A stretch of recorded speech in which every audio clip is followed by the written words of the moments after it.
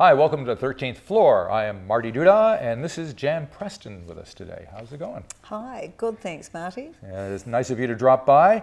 You just drove up from where? Wellington? Wellington. What's going on down there? Drove to your door. I know. Well, I saw the piano. I felt the piano and thought, It's amazing what having a piano will do for a place. it certainly People is. drop by and just play all the time. It's Yeah, fantastic. well, they're a sort of dying culture, really. Yeah, and it's terrific doing a show like we're performing at the moment. You find pianos. Oh, yeah? You know, dig them out. And yeah, we played in Blenheim on Friday night, for instance, and the Boathouse Theatre, they said, oh no, we haven't got a piano. We threw it away. And I call myself the piano diviner. I just come in and they talk to me. And I said, what's that over there? And I found two pianos. And one which was very good that I performed on. Excellent. Yeah. How do you not know that you have two pianos?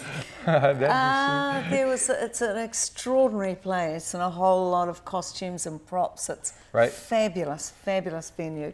So yeah, they were sort of covered and hidden, but I saw the shape, Marty. Yeah, all right. And you were telling me that you almost couldn't find the place here today because you were looking for a tall building that would have 13 floors on it. 13 floors. Well, I live in Sydney. So yeah, so they do have why such would it things. not? Exactly. So we'll do a public service for all other musicians who are looking for the place. We're actually not on the 13th floor. So. Yeah. And the 13th floor doesn't exist, really, does it? Well, let's see, yeah, because the name comes from a band called the 13th Floor Elevators. And in the States, everybody's very superstitious, so they don't have the 13th floor. So there's no such thing as a 13th floor elevator. I know. So, yeah. 12th and the 14th. It's exactly Even though right. you know when you're on the 14th that actually you're on the 13th. So that's right. So your latest album is called Play It Again, Jan. And we're going to hear you play three tunes today, but the first one isn't going to be from the album. It's something new. No, just something I've just written. Why have I not written the song years ago? It's called, understandably so, Boogie Woman, and I'm the Boogie Woman. I certainly am. I just love that style of boogie woogie, 8 to the bar, uplifting. You know, the style set, I guess, by Albert Ammons, Meade Lux Lewis and Pete Johnson, African Americans in the 1930s, and I once met Big Joe Turner, who sang with all those guys. He did. Amazing. Big Joe Turner, and my friend Axel Sfingenberger made records with Big Joe before he passed. Yeah. He's considered maybe the greatest pure boogie woogie piano player in the world, this German guy. Excellent. Yeah. So how did you get turned on to Albert Ammons and Meade Lux, were you living in New Zealand when you heard? Well, yeah, one might ask, how does a white girl from the west coast of the South Island end up playing boogie? I think as musicians, all musicians are drawn to something that they honestly connect with. Now, for me, it was a very meandery process through a classical music degree and working in theatre and a rock band called Coup d'Etat here in New Zealand that had a hit in 1980 called Doctor, I Like Your Medicine, but I never really felt musically comfortable in rock, pure rock. And yeah, I saw Professor Longhair live in 1979. One of the very few in Australasia that actually heard him, saw him. And I went back to the middle of New York where I was living at that time, and I bought the album Live on the Queen Mary that Linda and Paul McCartney had recorded, and on their boat, and I learned, I think, everything off it. Now, that's not to say, Marty, that I play New Orleans. I don't think I have the exact feel for New Orleans. I know other piano players, I have friends who do, but I certainly have the feel for boogie.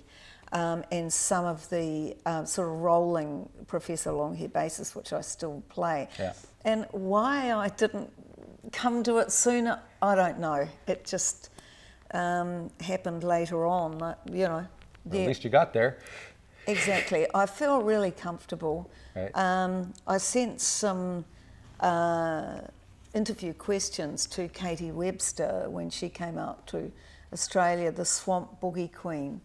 And she said, I feel like I'm on a cloud in heaven playing, you know, and singing Boogie Woogie. And I know exactly what she means.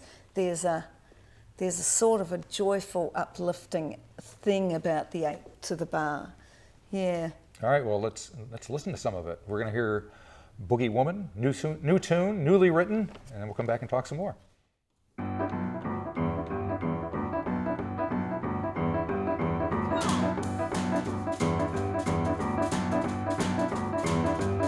I hope you're ready for my boogie woogie tonight. I hope you're ready for my boogie woogie tonight. Got your best dress on, holding your partner tight. I play with the band and sometimes on my own. I play with the band and sometimes on my own. Make me shake, rattle and roll, scream and moan. I'm the boogie woman, yeah, the boogie woman. Say the boogie woman, I'm the boogie woman, and nobody else can play it like I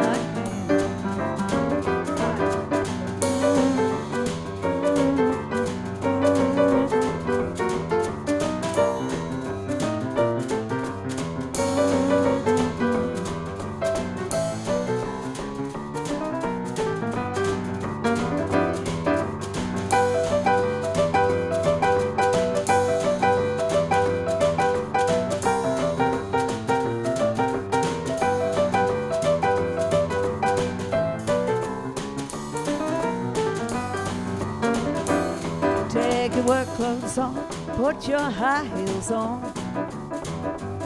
Take your work clothes off and put your high heels on. All around the world they're singing my boogie song. Yeah, I'm the boogie woman, yeah, the boogie woman. Say the boogie woman, yeah, the boogie woman. Nobody else can play it like I can.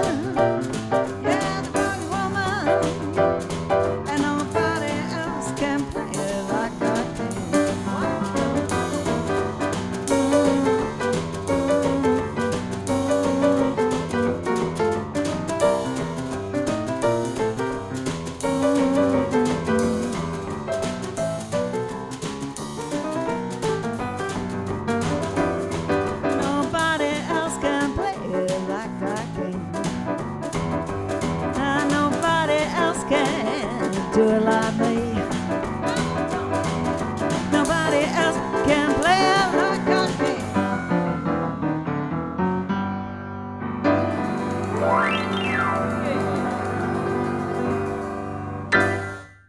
All right, we're back here with Jan Preston. We're talking about boogie woogie music. We just heard Boogie Woman, and we were talking about female boogie woogie piano players from the 40s and 50s. There used to be quite a few of them. So you were rattling through some names. Inform us. Yeah, look, there were a lot of female boogie piano players and singers. There's fewer Yeah. these days. We're dotted around, and I'm certainly in that network now. There's some fabulous female boogie-woogie piano players and singers. Wendy DeWitt, who Hadda Brooks. Hadda Brooks, When Hadda Brooks passed over, she gave the title Queen of Boogie Piano to Wendy, and Wendy's just sensational. These are my friends Sue Palmer, who was Candy Kane's musical director and piano player, and Sue Palmer plays a mean boogie-woogie. Right. But there are a few of us. There seem to be a lot more. Why were there so many back in the day, do you think? Don't know. I don't have a sort of one theory on that. But there certainly were. I mean, Julia Lee, who was outstanding. I mean, there was still disproportionately less than the male boogie piano players, but you know, quite a cluster. Lucille Howard, who incorporated sort of some classical extemporaneous boogie and classical stuff into it. But Julia Lee has been an enormous inspiration. I have her box set, her entire everything she recorded, and she's just delightful.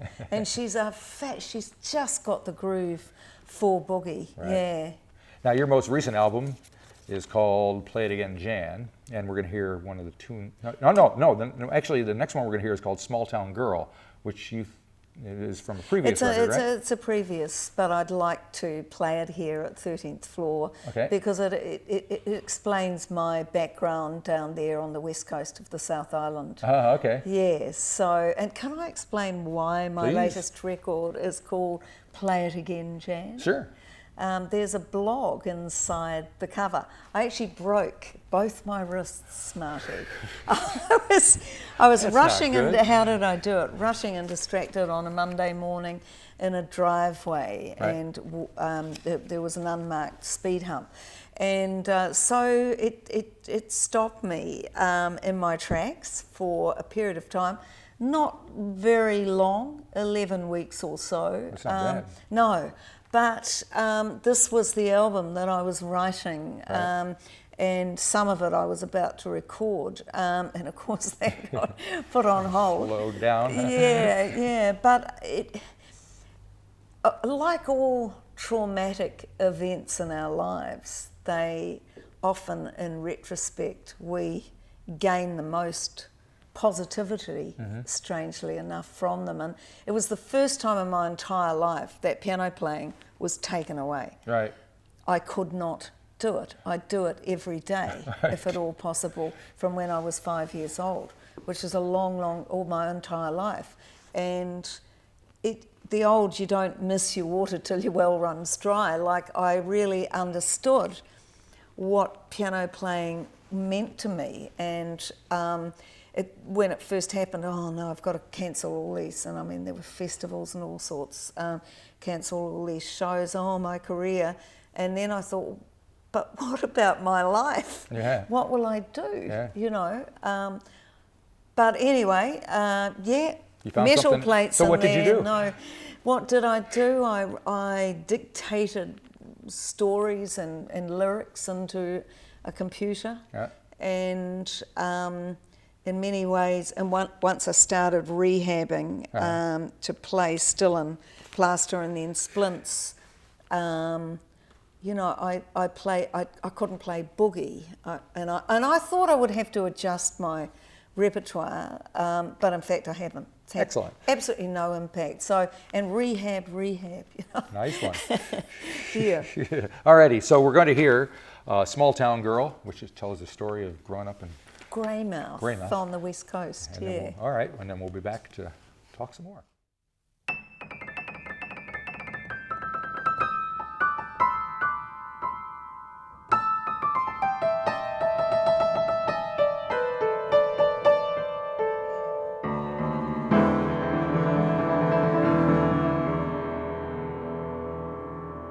I was born in the South in June 51, the daughter of a fisherman's son. My parents worked hard and their dreams unfurled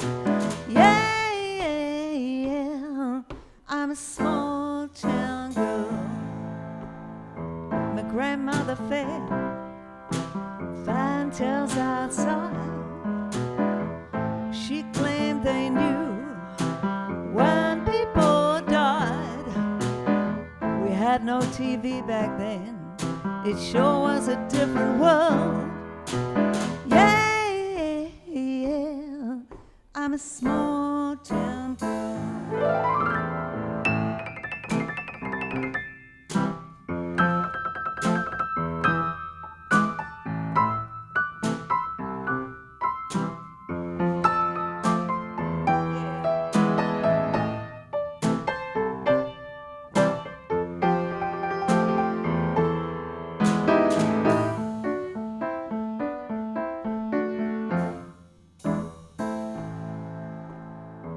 Now the years have gone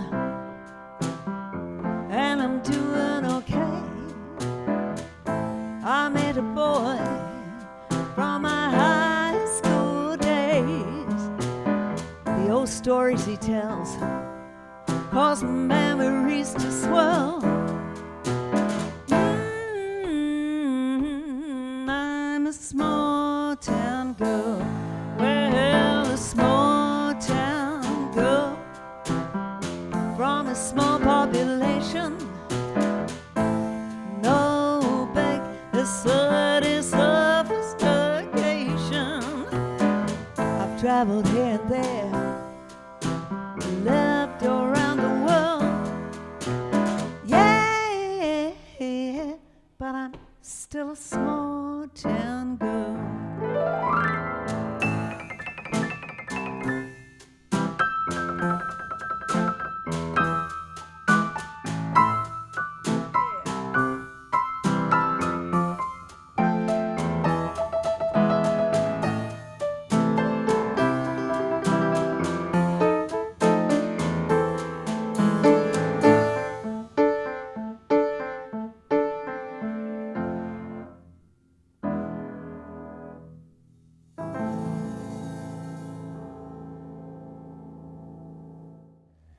Okay, we're back here with Jan Preston, and we just heard Small Town Girl about your growing up in Greymouth, but now you live in Sydney. What kind Yes, of, it's what a kind wee, of it's a scene wee is way that? away. Yeah. It's, oh, well, Sydney's terrible, Marty. It's terrible? Can't get anyone to come and visit us because it's such a rat race. But it's sort of, I mean, I moved there in 1980, as you did back in the days, and rock bands, many of the Kiwi bands went over there. Although most of them came back with their tails between their legs, didn't they? Yes, some didn't. Dragon obviously did extremely well, and My Sex did quite well. Yeah. Crocodiles went on to other, and some are still there. So yeah, I live in Sydney, and there's a lot of festivals, blues and folk festivals, some jazz festivals that Boogie seems to fit into multi-categories, and a lot of, well, New South Wales, Victoria, Queensland. Even in November we're going to WA to a fabulous blues festival over there. So, and I can still come back to the heartland, New Zealand, and so it's kind of, I just stay there. Really. So recording and pressing up CDs and whatever, is that a viable thing these days for boogie woogie music? Believe it or not, it is. Fantastic. Believe it or not, That's great Marty, to hear. my audience, bless them, still buy CDs. I mean, they ask me, are you online? And evidently I am. But I've never really sort of looked. But You've never looked to see if you're online?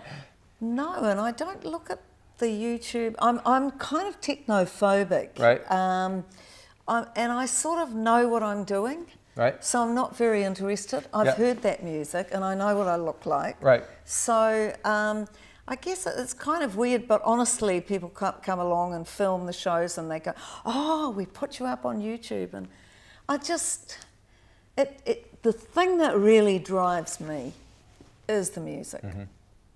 You know, I mean, it's delightful to be here talking to you, but But if I could just play concerts and never do any promotion or never have anything on the internet, never need a website or whatever else, Facebook, etc., I would, because I'm old school. I came from just playing live music. So, yeah.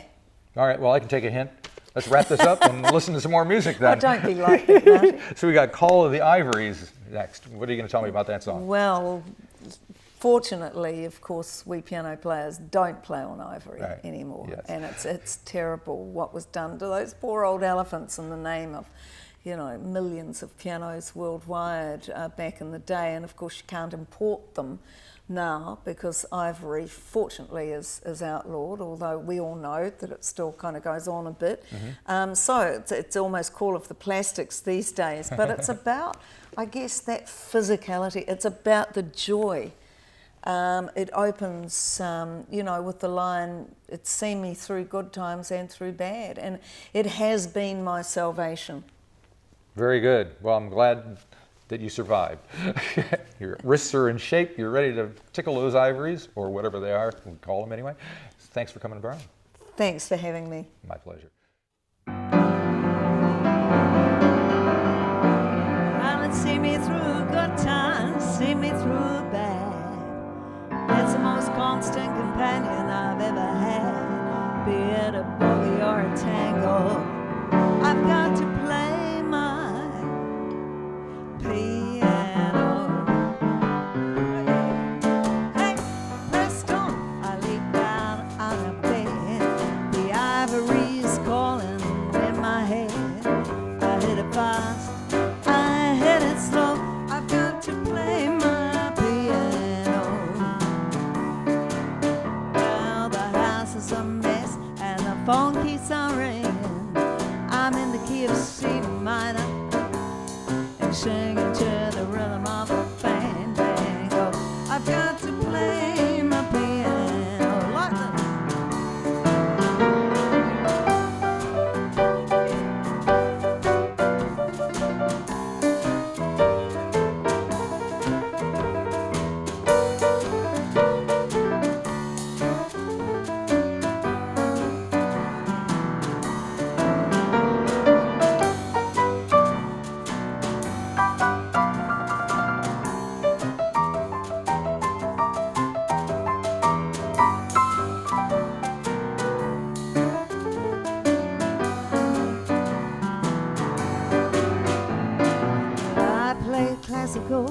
For 15 years. Then I went to New York, heard Professor Longhair.